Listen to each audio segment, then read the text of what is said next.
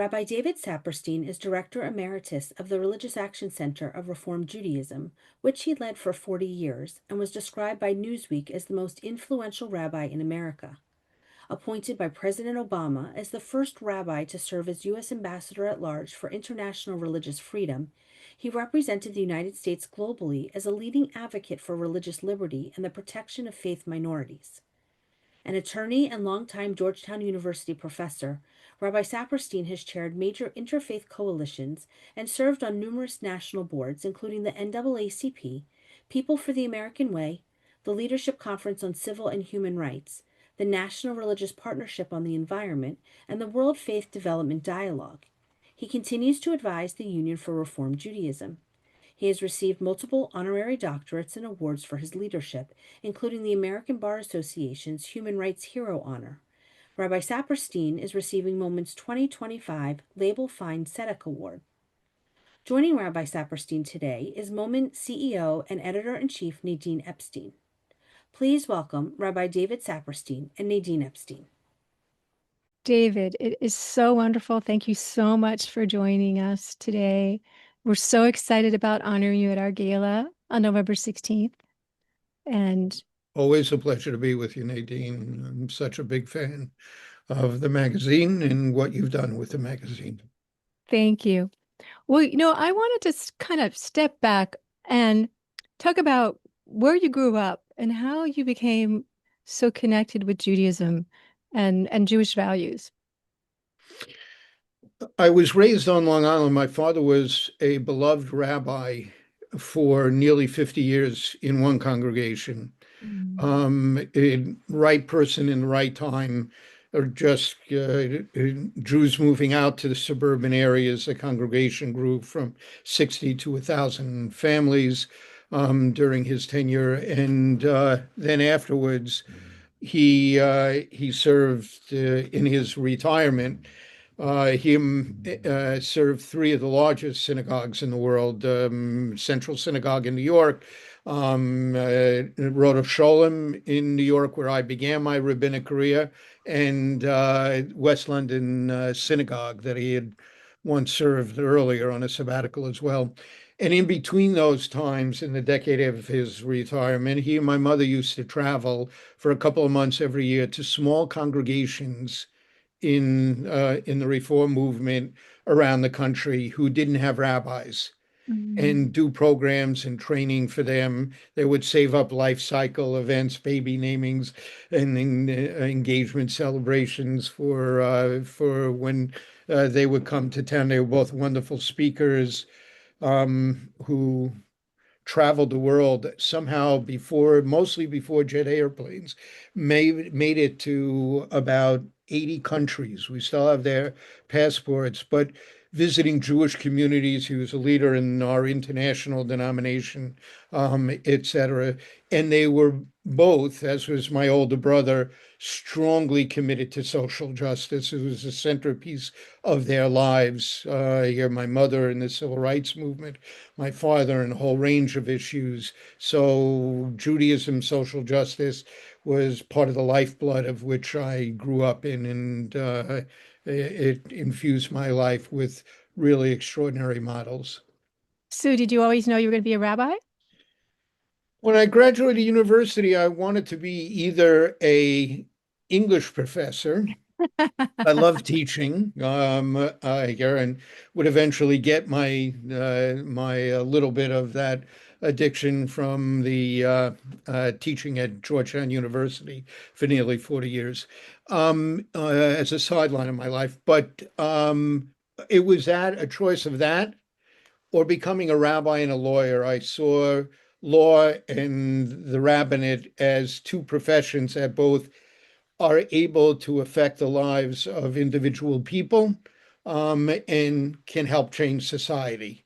And that was the combination that was most attractive to me.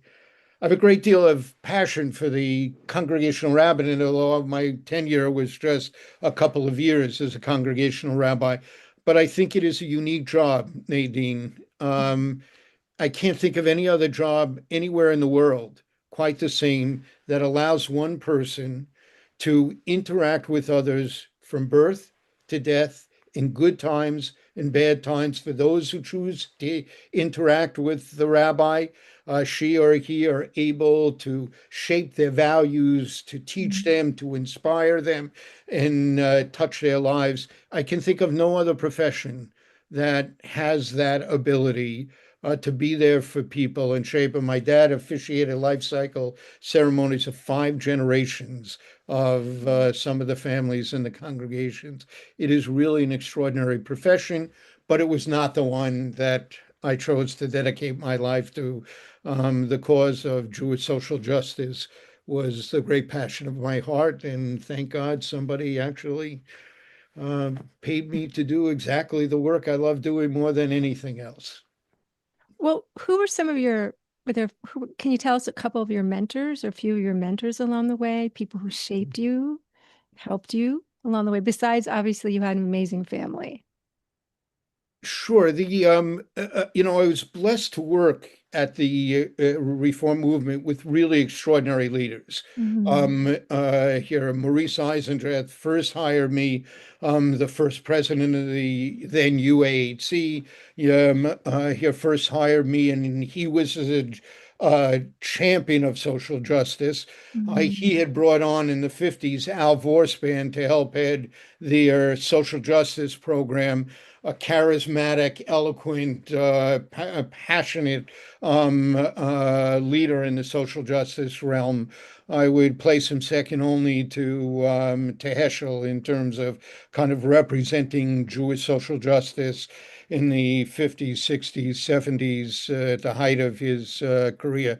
And he really mentored me as anyone did. And then, and by the early 80s, Leibel Fein, one of the founders of this extraordinary magazine, befriended me. I have no idea why, but it was really one of the blessings of my life. So I would think over the period of my professional life, my brother Mark and the two of them, Al and of course Alex Schindler, who was a Eisendrath's successor and equally passionate about social justice, and arguably one of the most influential rabbis of the 20th century, who reshaped Jewish life in general and certainly the Reform Jewish movement, but kept that passion for social justice going, as has his successors. My classmate Eric Yaffe and Rick Jacobs, all champions of social justice and great visionary leaders of our movement. So I've been surrounded by good people, people in the political realm, people in the interfaith realm who kind of early on took me under their wing and guided me and had an enormous impact of modeling for me what a person uh, who was a mensch, a kid, how they can make a difference in the world. And I had a lot of those mentioned in my life. And looking back, I realize how really blessed I was. That's a good word to describe you too, a mensch. Um, You're very kind. Thank you. um, so also you knew Elie Wiesel, who was our other co-founder, and worked with him as well. So I, he's from a kind of different tradition. I mean, he was also very passionate about many things, but I wouldn't call him a social justice warrior in the kind of traditional sense. But how did well, for someone who received the Nobel Prize for Peace, Mhm. here he clearly had his own record of that. He really served as the moral conscience Mhm. of the Jewish people and of America. Here in terms of the lessons of the Holocaust never being forgotten. And he was a champion of many oppressed peoples over the years and spoke out over and over again. He and I first really worked together actually over the issue of nuclear disarmament and nuclear freeze campaign in the early 80s. That's really where our friendship was forged. But then later on Darfur, on a whole range of issues having to do with human rights across the globe and civil rights here in America. I was blessed to have him interact many times with us, Mm. speak for me at programs of the Religious Action Center of Reform Judaism, the social justice arm of the Reform movement, which he really felt the kindred spirit to. So it really was a blessing that these two founders of Moment Magazine happened to be there. Leibel, I think, did an article in the it may have been in the late 1970s or 80s about like uh, 20 people to watch under the age of 30 or 40 or something like that. And even before I met him, tossed me into that. And that was like the first time that we talked. But then he actually when he stepped away for a moment, came to be a senior scholar at the Religious Action Center, and then Oh. we really bonded. And his late daughter Naomi worked with me at the Religious Action Center. So between Label and Ellie, Moment was always a part of my life in my professional work and my personal work. So I'm very proud of the award that to be honored with so many other distinguished figures who you're honoring, but this is especially precious to me. So now you've been sort of at the vanguard of Jewish social justice for about 50 years, mostly as director of the Religious Action Center. Um, you've seen 8 presidents in office. You've worked with hundreds of groups. You know, you've been, called by the Washington Post the quintessential religious lobbyist on Capitol Hill. And from your bird's eye view on politics, on how politics and legislation gets done in this town, what are the biggest changes that you've witnessed over the last 50 years? I don't think my answer to that would surprise many people, but the difference is quite profound. It is Mhm. difficult, Nadine, for me to think of a single cause that Leibel and Elie Wiesel worked for in the 20th century or the Jewish community was committed to, whether we're talking about the labor movement, the civil rights movement, or the environmental movement, or the women's rights movement, or the Great Society programs, or programs to help the poor. Here are the entire range of social achievements. I can't Mhm. think of a single one that was not the result of a bipartisan coalition of decency on Capitol Hill and bipartisan, multiracial, multi-ethnic, multi-religious coalitions of decency in almost every community across America. It really was a hallmark of what America was about. For a whole variety of reasons, that has broken down almost entirely, although behind the scenes on Capitol Hill, you'd be Mhm. surprised how much actually still gets done of issues that don't capture the attention of the media.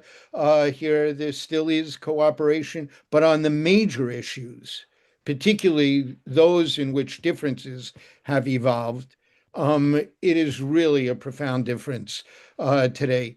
And in part, it is that both parties, although I think more profoundly in the Republican Party, has moved towards the extremes here. There are, I think, still more moderate Democrats than there are liberal Republicans these days. Just one example to dramatize the change that's happened. One of the proudest achievements of America in the 60s was the passage of the Civil Rights Act of 1964 and the Voting Rights Act of 1965. We note with pride in the Reform Jewish movement that because the Leadership Conference on Civil Rights, the largest umbrella group, was housed for 30 years in the Religious Action Center building, that the civil rights community's contribution to those bills was crafted in our conference room here. And a high bookbinder, reflecting on that and reflecting on 30 years of organizing for civil rights in that conference room. And then later, the March for Soviet Jewry being organized in that same conference room, and the Dalai Lama's first Seder in that conference room. High bookbinder once said, if the walls of this room could talk, they would resound with some of the greatest achievements of social justice of the Jewish community in America in the second half of the 20th century. Here, we're extraordinarily proud of that. In the past, because of Everett Dirksen and I mean, so many Republicans, Jacob Javits, so many Republicans that supported that move towards civil rights. It was renewed 7 years later. It was renewed again. It was renewed. The last time it was renewed, it was 2006. Here, the vote in the House was, I think, something like 384 to 36. In the Mhm. Senate, it was unanimous. 2006, signed by a Republican president. And today, I'm not sure we would get a single vote in the House for the same bill if it were put before us. That's how politics in America has changed. And, it is, we can't afford to lose, we who are liberals can't afford to lose the Republican Party. Here, if this continues at a time we have some of the most important decisions we've had to make in human history, saving the world from climate change. They're not allowing unconventional weapons, nuclear weapons, to run out of control and to proliferate across the globe. Here, the growing challenges of technology to our fundamental freedoms, a world in which, for the first time in human history, we can make Orwell's nightmare of 1984 the reality of the world. There's so many challenges that we face. We need more than ever to have bipartisan cooperation. And that is extraordinarily alarming to me. I would also note that the Supreme Court has shifted as well. It is so far to the right these days, and so far towards embracing a kind of imperial presidency that it is deeply alarming. We have yet to see where it will come down on most of the efforts that this administration has made to damage democratic structures and institutions in this country. It hasn't But made we'll see this final term. decisions, Yeah. but what it does will be extraordinarily important. So, they have been the same Supreme Court that opened up expansive interpretations of our fundamental First Amendment rights, of civil rights in this country, of women's rights, of gay rights in this country, now step by, and of a government that Mhm. could play a key role in ensuring our fundamental freedoms and the betterment of all Americans. It is really a precarious moment and a crossroads that we're at this moment. And I think back to what Leibel or LA would have thought at this moment. I think it really would have been unimaginable to them, to my parents, to that entire generation, that this America could have so radically changed. So this is an enormous challenge.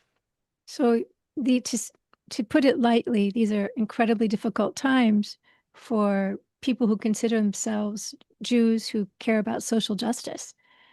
What kind of advice do you have for them? What can they be doing at this point? Well, we know what a lot of the responses that can be effective are. First, the courts.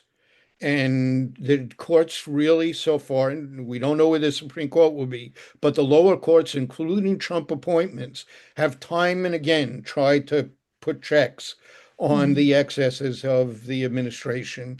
And that is really encouraging, and we'll continue to battle that out. Here, secondly, the states. Mhm. Here, what can't be done at the federal government can be done at the states. And think about even purple states here, which, for example, on abortion rights, we have won a number of decisions that have supported reproductive freedom for Americans and really made a difference in terms of women's rights in this on this issue.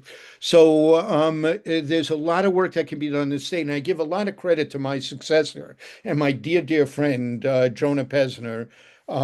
It's I don't know how rare it is, but to have a successor and a predecessor work together as closely and as well, I think it is a reflection more on the successor than it is on the predecessor, unless the predecessor's a jerk. Here, but Jonah has really been so wonderfully open about working together seamlessly in my role as senior advisor. And he was a visionary about the idea of state-owned localities. We have 850 congregations, every state in the nation, and he really mobilized them as he saw this pattern of having to turn to the states in an era of federalism here. And he's done a superb job of placing staff and state organizers and mobilizing our congregations and so many of our rabbis, and not just in the Reform movement, but rabbis all over the country from all the streams working together to address social justice issues of the local community. That is really encouraging and helpful. Third, people get out and protest here. You know, to some extent, protest and civil disobedience used to be pretty performative. Here it wasn't like it was when the generation before me and my parents would, be engaged in protests and organizing in the South and risk arrest down there, which could be really brutal and deadly in too many cases. Here today, we get arrested for protesting Darfur genocide there, or apartheid in South Africa, or whatever or what's going on now in Palestine that people will protest about. And it's a friendly arrest, and they go and the charges get dropped, and it's fairly performative. Less so today in this administration, where people standing up really run risk of retribution against their law firm, retribution against their institutions, retribution against their denomination. I think of the administration's challenge of Catholic Charities work with immigrants in the country, retribution against universities. There are real risks today, and as one person I know in one of our congregations made a decision about going in on an amicus brief that they knew the administration would be upset about. They said all those risks, all the reasons not to do it are exactly the compelling reason why we must do it at this time. So it's a little bit different, civil disobedience this time. And I would just say, and here, I'm speaking personally, not for any of my movements here or any of the institutions that I'm affiliated with. But if the Democrats do not take back at least one of the houses in 2026, the damage done in the 2 years afterwards may really change the course for generations of America. And this next election truly is, we always talk about, oh, this is the most important election of my lifetime. This one really coming up truly is. And it is so vital that those who support liberal, moderate voices in the Congress be campaigning in primaries and in the general elections in both parties to ensure a liberal, moderate voice that is committed to social justice and is committed to our constitutional norms prevails. Well, as we know, the Jewish community is incredibly divided. And I think this is maybe impacting how the Jewish community interacts with the government.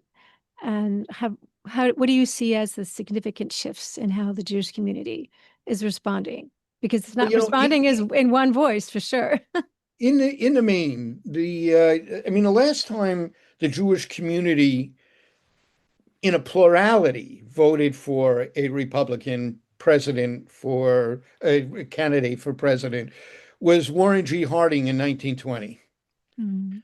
Here, in general, with a couple of aberrations here when John Anderson ran and Carter and Reagan here, but in general, between 2/3 and 3/4 of the Jewish community continues to vote Democratic for presidential candidates, for national offices, Senate and House candidates.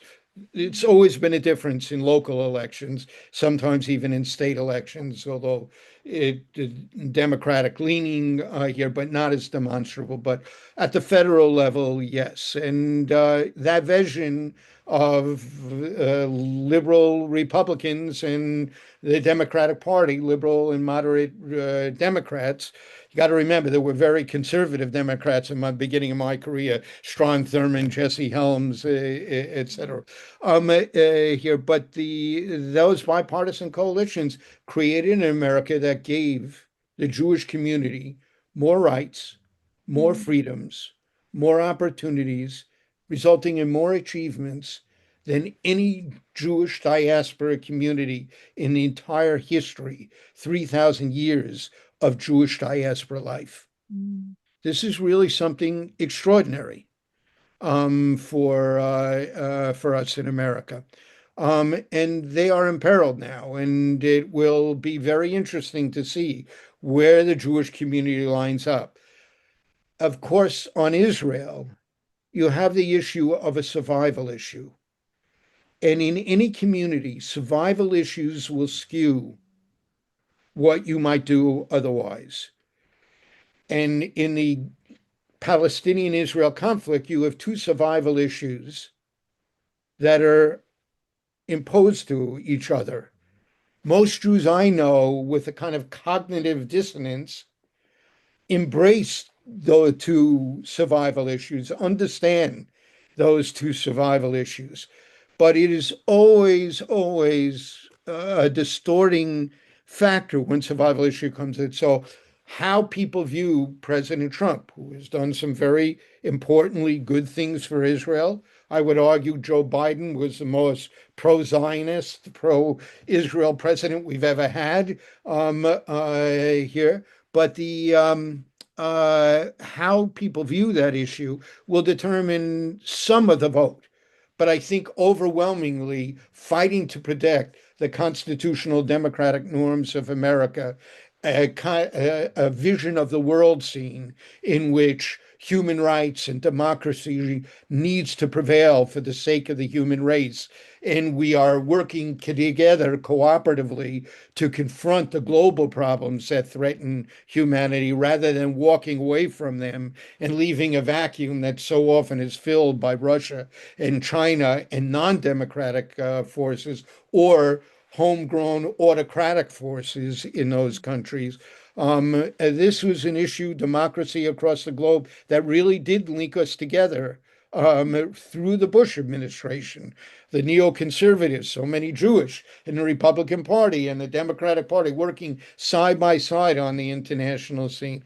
I really think that the Jewish community will vote for candidates in the Republican Party who embrace those traditional values and throughout the Democratic Party as well.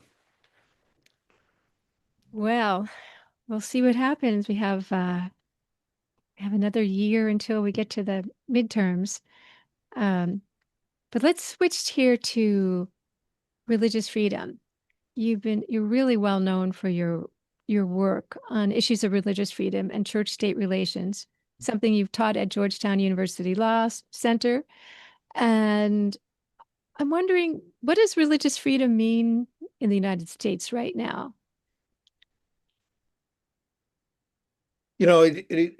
For much of the Supreme Court's history, Mm-hmm. the religion clauses were never really attracted the attention of the court very much. Mm-hmm. Here, religion just kind of grew on its own throughout the country.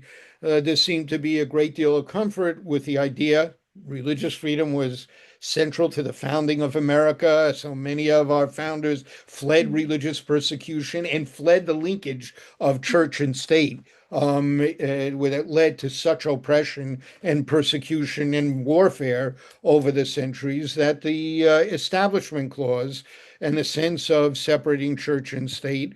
Many states passed tougher Establishment Clause provisions than the federal government's was. It was a norm of American life. In the 1940s, the Supreme Court began to expansively interpret all of our First Amendment rights, but particularly it incorporated the religious freedom and the Establishment Clause, applying it to the states as well as to the federal government. And the court really expanded the notions of religious freedom in the context of human rights more broadly here, and they're linked together. You can't have freedom of the pulpit if you don't have freedom of speech. If you don't have freedom of the press, you can't print your holy books. You can't print your educational books, your bulletin, your distribute your sermons here. If you don't have freedom of assembly and association, you can be sure that you can publicly worship and celebrate your holidays as you want. If you don't have freedom to petition the government for redress of grievances, then the historic prophetic witness that all of the Abrahamic faiths share of speaking truth to power, of being a prophetic goad to the conscience of the communities and countries in which we live. All of that is endangered and threatened. And all of that was substantially expanded. Here, the court has been cutting back on a number of the civil rights and First Amendment rights here, not nearly as much as the administration is trying to do, and hopefully the court will hold the line on some of those excesses, but not on religious freedom. It has continued to expand religious freedom. Despite in 1990, the Supreme Court and Scalia writing the decision wrote arguably the worst decision on religious freedom, the Oregon v. Smith case, in which it said that unlike all of the other First Amendment rights, the government no longer needs a compelling interest, an interest of the first order, to have a justification to limit one of our fundamental rights. It said that any rational basis of the government could curtail expressions of religious freedom. So this old standard was restored legislatively, federally in many states with the Religious Freedom Restoration Act, requiring a compelling interest of the government to restrain religious freedom. And the court has robustly interpreted that. What has happened now, though, is something that never happened before. It was people making religious freedom claims that they should be exempt from civil rights protections that are equally important. And the balance of that has been skewed. People say, as a matter of religious conscience, I shouldn't have to obey a religious freedom claim that protects women. My view of women is their place should be in the home, not in public, or the LGBTQ community here in civil rights laws that have passed. I have a religious objection to doing that and to obeying those laws. That's a very dangerous moment in American history.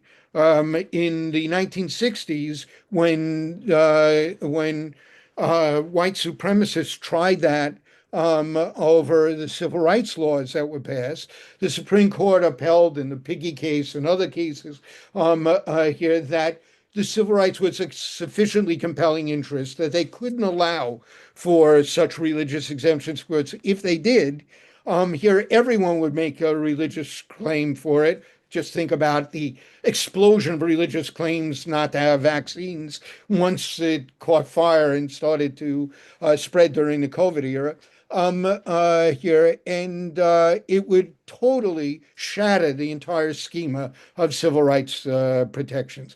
On the other hand, I think those of us who defend civil rights can say, so long as somebody is in a religious combination, enjoying the same rights as anyone else, being served in the public realm here, that we can do a better job about accommodating the religious beliefs of businesses, allowing to subcontract things that they have religious objections to other to stores Mhm. nearby, and here, or allowing people to switch employees who have religious object. The test should be: should somebody be served just like anyone else in a store, in a hotel, in a restaurant here? And will they enjoy the same rights about protection in the job and in terms of public life in America? So long as they are, we can probably do a better job about accommodating religious beliefs that people have and qualms about doing things. But the test really has to be to preserve the entire structure and schema of civil rights. This is a divide that we have in America, and it has become part of the culture wars and has become hyper partisanized like so much else in American life. And to see religious freedom become a divisive issue like that is sad. On the core issues of religious freedom, the freedom to worship the way you want, the freedom to gather and celebrate your holidays, to teach your kids, all of that, on that, we're about as free as any country in the world here. But this issue, caught up in the cultural wars, really divides people over religious freedom, and contributes to the divisiveness in America more broadly. I mean, really, should Jews be concerned about the expansion of religious freedom? I mean, I mean, there's a whole Christian nationalist movement that's happening right now. It's bigger than the Ten Commandments in the classroom. I mean, it's very integrated into the politics of this moment. And I mean, should people be worried?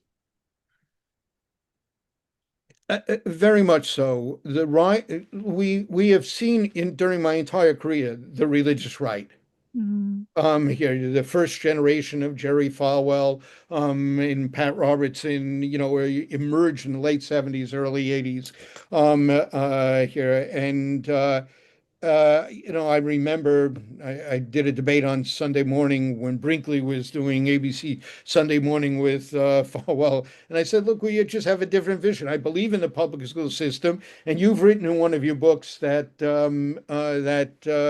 you pray for the day there'll be no public schools in America. They'll all be turned back to the churches." I mean, it's just a radical difference. This belief that this is a Christian country, Mm-hmm. and that laws ought to correlate with Christian teachings, and if they don't, they should be done away with here. And Christianity ought to have a privilege. I think we'll tolerate other religions. They should be free to do what they want, but it needs to have a special place. It's a very different country than the country that made America so great for the Jews, for every religious minority in the country, and that so many of the Christian nationalist ideas have filtered into what this administration is doing now, should be a source of enormous concern to the Jewish community. There's no guarantee that this golden age will continue here. But unlike like at the end of Franklin Foer's article, the end of the golden age of American Jewry, he talked about people getting passports and citizenship in other countries and thinking about the leaving. He at no point, after vividly describing all the ingredients of that golden age, all of the freedoms, all of the civil rights, all of the tolerance of minority groups, all of the affirmation of the equal rights of women and of all minorities in this country, at no point did he say, so the answer is let's get to the barricades and fight and preserve that fundamental freedom. And for me, that's what I know Leibel and Ellie would say at this moment.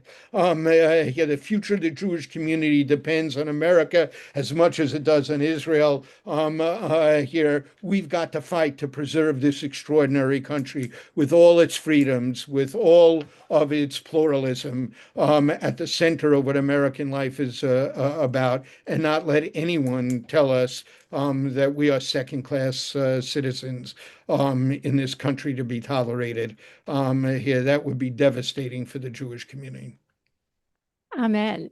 Um, well, which brings us to the rest of the world, because yes, people are getting passports, they're moving to all different places or thinking about it. You were the first Jew to serve as the U.S. ambassador at large for international religious freedom. And I'm wondering, and I know you travel a great deal. What's the state of religious freedom internationally? Freedom House tells us that if you look since the end of World War II Mm. through 2006, remember that includes not just the general expansion of democracies after the Nazi era, but Mm. the collapse of the Soviet Union and the spread of democracy that happened. And through 2006, while there were globally different things happen all over the world, dictators arise and fall, democracies rise, but at a global level, the midpoint of the ebb and flow was in the direction of more expansive human rights, more expansive democracy. And since 2006, it's gone back the other way. And it's been greatly exacerbated by the withdrawal of America and the dismantling of so many of our institutions, USAID, Voice of America. Go down the list of the dismantling of so many of the international, or our withdrawal from a lot of the international entities that we helped create at the end of World War II so that we would avoid what happened in World War II from happening again. So this is a perilous time. On the religious freedom front, if you compare it to America, I pray for the day when across the globe, the problem of religious freedom will be the problem we have in America, how to best balance out religious freedom claims and civil rights claims. Mm. Because across the globe, you have several billion people living in countries in which there is religious oppression, persecution, discrimination, almost always targeting minority groups. Some countries, like China, is an equal opportunity oppressor of all religions here. So this is a central dilemma across the globe, and we have seen, like American democracy having strains, we're seeing many other democracies. India, the largest democracy in the world, now having increasing strains between Muslims and Hindus there, and the opposite in Bangladesh between the majority Muslims and minority Hindus who live there. In so many countries across the globe, including some of the most populous countries, Nigeria, in Africa, tremendous tensions between Muslims and Christians. More Christians being killed in Nigeria than any other country on earth because they're Christians. Here it is, and think about the cultural genocide against Tibetan Buddhists, the physical genocide against Uyghur Muslims here, the ethnic cleansing and genocidal activity against Rohingya Muslims in Myanmar. Here, I pray for the day that we're not talking about people being put to death because they violated blasphemy laws, people being attacked by their neighbors here and butchered and killed, victims of ethnic cleansing or genocide. Here, our problems in America pale in comparison to some of the problems that exist across the globe. Here. And then there's pressure on religious entities from secular forces as well, although not as oppressive as those that I was describing within religions. But this is a perilous moment. And again, you will not win the battle for religious freedom, religious pluralism, religious tolerance if you don't win the battle for human rights more broadly, if you don't win the problem for democracy more broadly.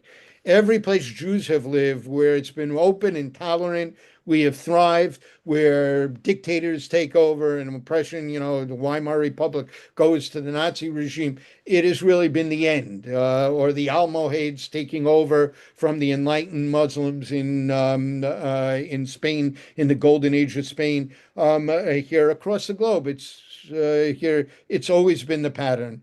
We have always been the quintessential victims of religious persecution, and we thrive best where there is stability and democracies and freedoms for all, than we do where one group has control and we're a minority in that country. So again, the same battle internationally that we have in America. So to fight anti-Semitism, we need to strengthen democracy. Yeah, yes, and we have to strengthen standing together against oppression of other groups as well. You look at hate crimes in America, and they affect blacks more than they affect Jews. Muslims are the second most persecuted groups. Here, the LGBTQ community is enormous rise in hate crimes against them. And hate crimes are not just crimes against individuals or a institution. They're crimes against America, they're tearing at the threads that hold us together, that make America one here. And that's why they engage in hate crimes, for the effort to tear America apart. And at that time, the idea of America, out of many one, pluribus unum, out of many one is more important today than ever before, and none of us can defeat this by ourselves. Here, it's Muslims will not fight hate crimes themselves, and we won't fight it in anti-Semitism alone. We have to fight for a country that says there's no place for this kind of expression of hate or hate crimes or hate prejudice being given traction in our country, and only then will Jews be safe. Well, we'll talk. Moment has some really important projects in this area, which we'll talk about another time. You do Thank indeed, and you should be you. very proud, really. I know we need to wrap up, but I want to just ask you a couple more questions. You've been teaching Jewish law for 35 years, and you've been thinking about what Jewish law has to say about contemporary problems. And do you have some advice about how Jews and Jewish organizations should use Jewish tradition in deciding what position to espouse? Yeah, it's an interesting question. Here, the halakha, Jewish law, comes in traditional Jewish thought out of the encounter of God and the divine at Sinai. And I would just make one observation about this. So many of our stories, our lore, Lore, here, of even historical incidents that are recounted in the early sections of the Bible, so many of them have parallels in other civilizations, cultures, and religions, save one, Sinai. I can think of no other religion, no other culture that ever believed that at one moment an entire people had encountered the divine. And out of that out of that encounter, were transformed in accepting the responsibility of bringing the word of ethical monotheism of the one God who calls us to righteousness and justice and peace as the central mission of the Jewish people. And that halakha, Jewish law, came out of Sinai. And a contract, a covenant, a fancy name for a contract, can only be binding upon those who enter into it. As much as you and I might want to write a contract with each other, if Leibel was still alive, that he has to draft all our speeches, here, we couldn't do that here. So who wasn't at Sinai? Everybody else in the world. We have no idea as opposed to Jerry Falwell's trying to Christianize America. We have no idea that Jewish law should determine how a non-Jewish society should function. But we do have ideas that are intended in a Jewish tradition to be universal norms. The fundamental dignity of all people derived from the concept of being created, all humanity being created in the image of the divine, infused with value and worth. The idea of the fundamental equality derived from the Agadic stories that ask why we all descended from Adam and Eve here, so that none of us can claim our ancestors were more worthy than others. The belief in the rule of law, to which even the highest human ruler is held accountable. When Nathan the prophet confronts David, "Thou art the one," or Elijah confronts Ahab over Naboth's vineyard, we're taught even the highest human rulers are held accountable to the rule of law. And the belief in the perfectibility of society, that not that we can become perfect, but it is always capable of becoming better. I think it's one of the reasons we devised the first universal system, at least for boys, of education in the world. That became a model for America.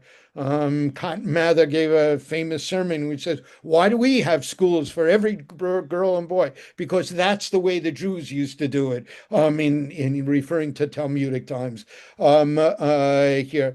And the belief that there is a fundamental obligation that God has commanded us to take care of the poor and the needy as a central call of all religions. These are universal norms. And our job is not to decide by halakha how America ought to function, but to insist that all of our policies, wherever they might be, but here in America, be tested by whether they enhance the fundamental dignity and freedom of all or diminish it, whether they enhance the equality of all or diminish it, whether they give every person the opportunity to fulfill their destiny or diminish it, whether it enhances the rule of law, whether it enhances freedom of choice. I've set before you this day the blessing and the curse, good and evil, life and death. And I'm not going to tell you which you have to choose. I'll tell you what you should choose and why.